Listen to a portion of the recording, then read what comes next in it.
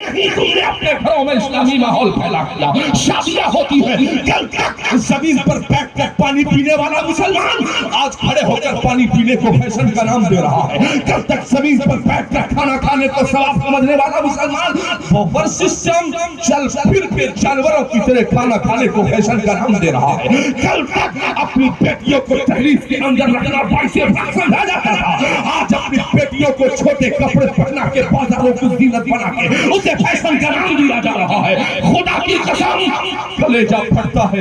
ایک مہینے کے اندر 100 سے زیادہ ہماری بہنیں مرتد ہو گئی ہیں. اپنے ضلع کی بات کر رہا ہوں. یار کون ہے جو اس کا ذمہ دار ہے؟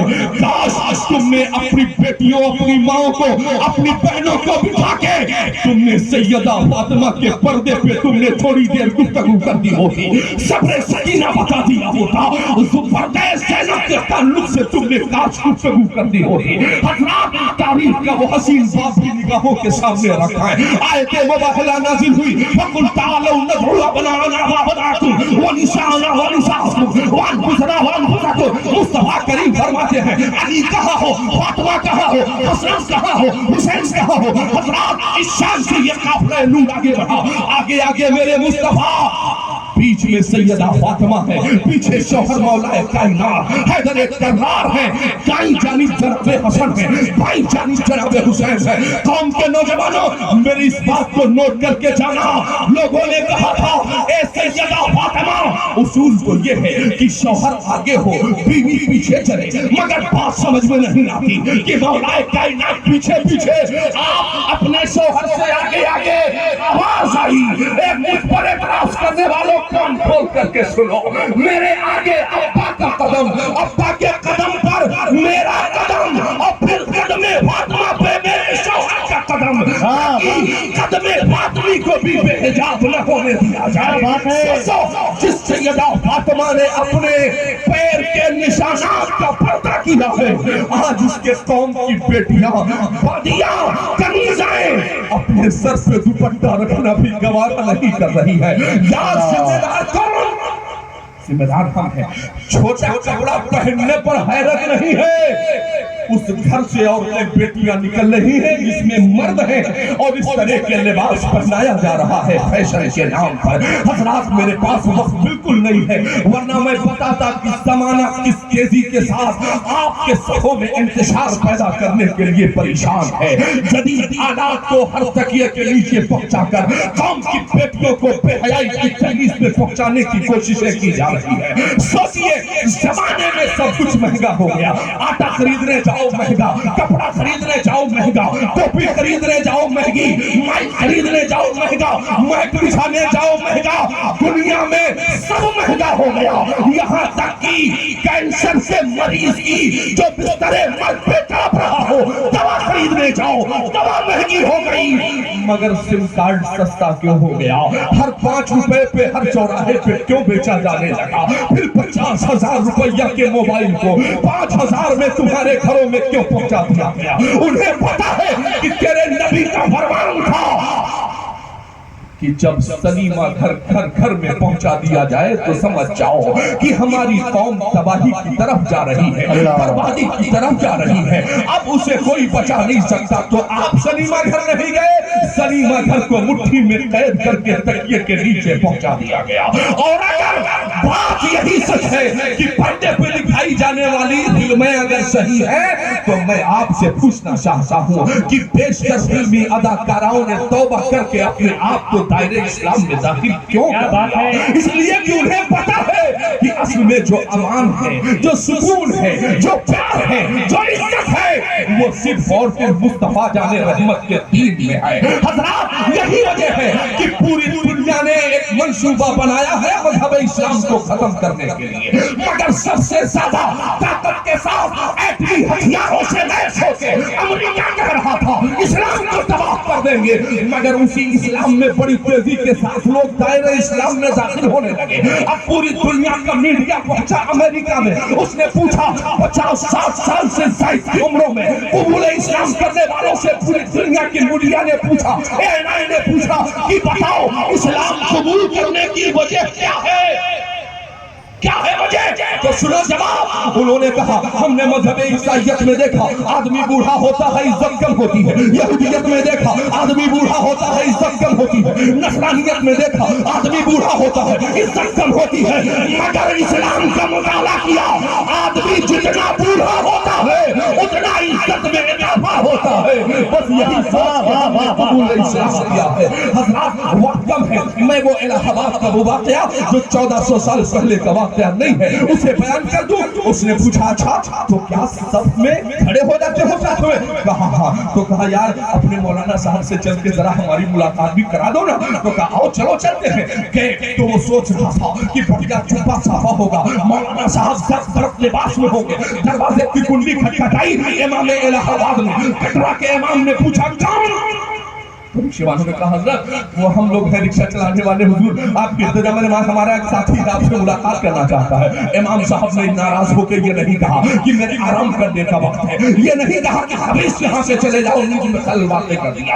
امام صاحب نے کنڈی کھولی, آؤ بیٹھو. کیسے آنسا ہوا؟ گرمی سخت ہے, آؤ ذرا سا پانی لو, یہ لو یہ میرا بدنا ہے, لوٹا ہے, اسے لے لو پانی پی لو. یہ دیکھو یہاں گڑ رکھا ہے, اسے کھا کر کے پانی پی لو. حضرات سب نے پانی پی لیا. اب غیر مسلم نشیوان کہتا ہے مولانا صاحب ایک سوال کرنے کے لیے آیا ہوں, ابھی محمودہ نے باطلہ کی پرستش کے لیے گیا تھا, مجھے اندر جانے کی اجازت بھی نہ رہی, مجھے دھتکار کے واپس کر دیا. کہا پھر؟ کہا آپ کے پاس آیا ہوں حضور والا, اگر مشرف کا اسلام ہو جاؤں تو کیا کندھے سے کندھا ملانے کی اجازت ہوگی؟ کیا ایک برتن میں کھانا کھانے کی اجازت ہوگی؟ حضور کیا مجھے عزت نصیب ہوگی؟ کیا مجھے دھتکارا تو نہیں جائے گا؟ مسجدوں میں داخلے پر پابندی تو نہیں ہوگی؟ تو امام الہ آباد نے کہا تھا نہیں, اگر شریعت کا مسئلہ سیکھ لو گے تو کبھی تم امام بنا دیے جاؤ گے. امام نہ رہے گا تو تمہیں مسلح امامت پہ کھڑا کر دیا جائے گا, پوچھ لیا جائے گا, تم سے نماز پڑھائی جائے گی. اچھا مولانا صاحب اگر بات یہی سچ ہے تو پھر دیر نہ کیجیے, مجھے مشرف کا اسلام کیا جائے. اللہ نے تبلیغ بدل دیا ہے.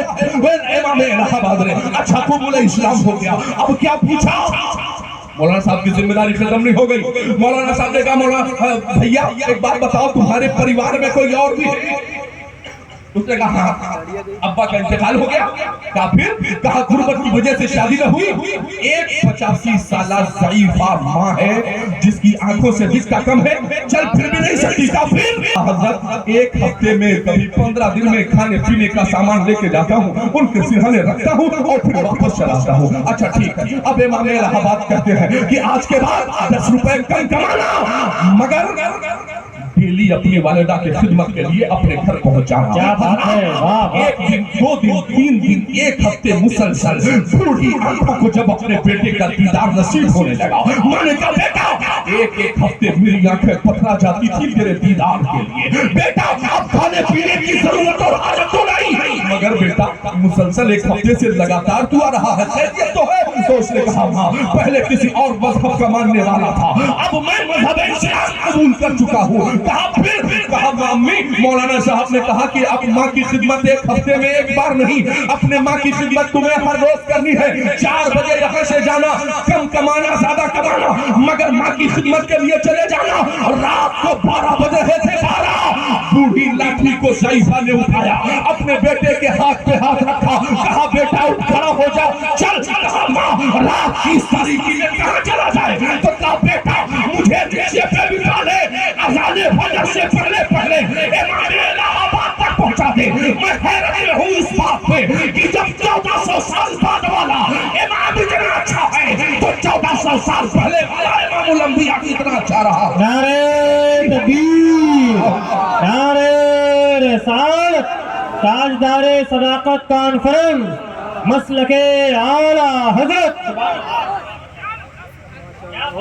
حضرات کیا کہا کہ جب 1400 سال بعد والا امام اتنا اچھا ہے تو 1400 سال پہلے والا امام الانبیاء بھی اتنا شفیق رہا ہوگا.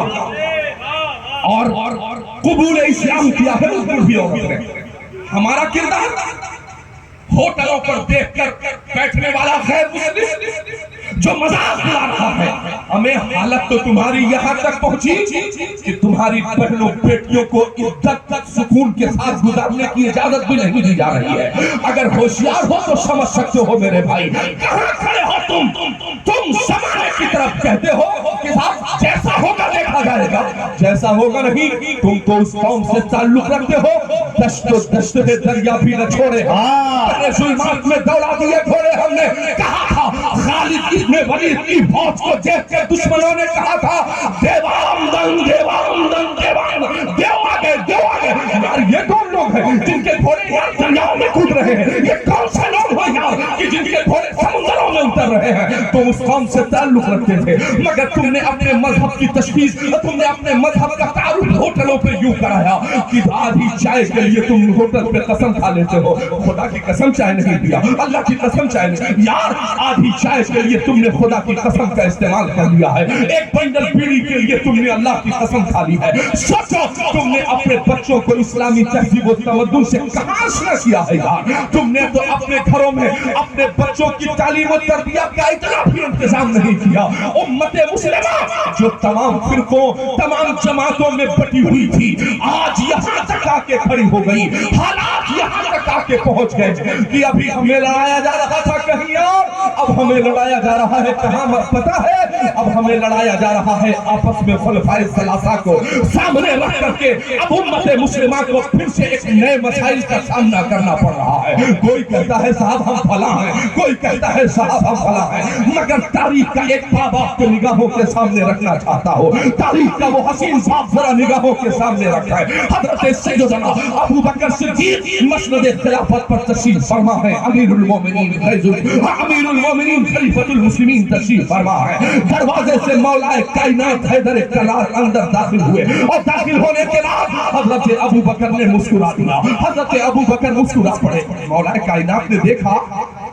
میں اس مولا کائنات کی بات کر رہا ہوں جن سے جناب جبریل امین نے پوچھا تھا کتنا علم ہے تو آپ نے فرمایا تھا میرا آج بھی وہی سوال ہے سلونی اما شی تم پوچھو جو پوچھنا چاہتے ہو تو کہا تھا جناب جبریل امین نے ایک بات بتائیے اس وقت جبریل کہاں ہے تو کہا اس میں کون سی بڑی بات ہے دائیں دیکھا بائیں دیکھا اوپر دیکھا نیچے دیکھا آگے دیکھا پیچھے دیکھا کہا جبریل کہیں نہیں ہے تو جو نگاہوں کے سامنے کھڑا ہے یہی جبریل ہے ذرا غور کیجیے گا مولا کائنات نے دیکھا جناب ابو بکر مسکرا رہے ہیں یہ تاجدار صداقت کانفرنس ہے نا تو سنو لڑو مت دماغ سے کام لو زمانہ تمہیں ٹکڑوں میں بانٹ کے پھر تمہارا مذاق اڑانا چاہتا ہے پھر امت مسلمہ کو انتشار کے چوراہے پہ کھڑا کر کے پھر تمہارے مذاق اڑانے کی تیاریاں چل رہی ہے مولا کائنات دیکھا اور حضرت ابو بکر کے قریب آ کے کھڑے ہوئے حضور والا ایک بات بتائیے جب میں دروازے سے اندر داخل ہوا تو آپ مسکرا پڑے حضور کوئی کمی آپ نے دیکھی نا بس جب تم علی دروازے سے اندر داخل آئے تو مجھے حبیب خدا کا ایک فرمان یاد آ گیا مجھے مصطفیٰ کا ایک فرمان یاد آ گیا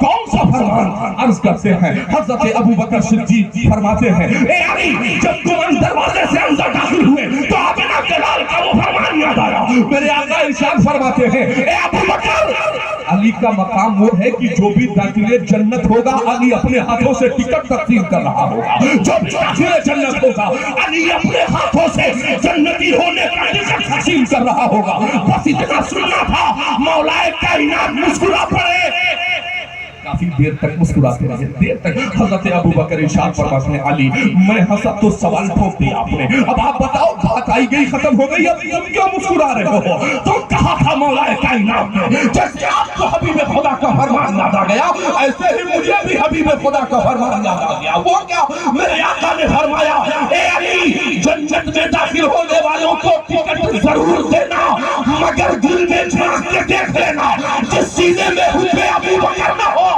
اسے جنت میں